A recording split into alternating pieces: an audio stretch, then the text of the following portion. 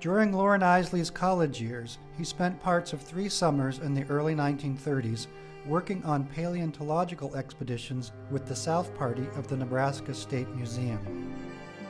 These expeditions roamed from the Wildcat Hills south of Scottsbluff to the remote badlands of South Dakota.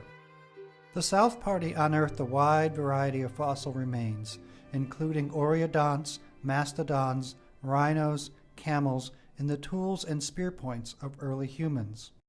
Eiseley, the impressionistic and moody young poet, was deeply moved by his experience digging up fossil remains in the rugged reaches of the shortgrass prairie, and his time on these expeditions served as inspiration and material for much of the writing he was later to do. Indeed, during the time he was digging bones, Eiseley was also making notes of his experiences, notes he was later to draw upon for much of his mature writing.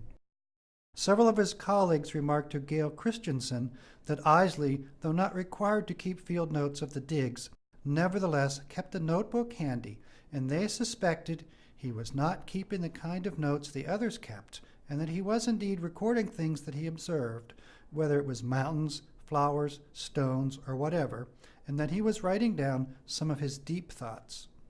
Indeed, they were correct. Many years later, Eiseley remarked on the importance of his time on these expeditions in his memoir, All the Strange Hours. Few people outside the realm of paleontology realize that these runneled, sun-baked ridges of western Nebraska, which extend far into South Dakota, are one of the great fossil beds of the North American age of mammals. Bones lay in the washes or projected from cliffs. Titanotheres, dirk-toothed cats, oreodonts, to mention but a few, had left their bones in these sterile clays. The place was as haunted as the Valley of the Kings, but by great beasts who had ruled the planet when man was only a wispy experiment in the highlands of Kenya. These creatures had never had the misfortune to look upon a human face. Most of what we knew of mammalian evolution in North America had come from this region.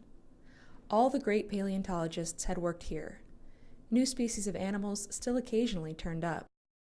The place enchanted me. I have an almost eidetic recall for those solitary years. I owe my presence there to C. Bertrand Schultz, a fellow student in geology and anthropology, who later became field director and still later director of the Nebraska State Museum.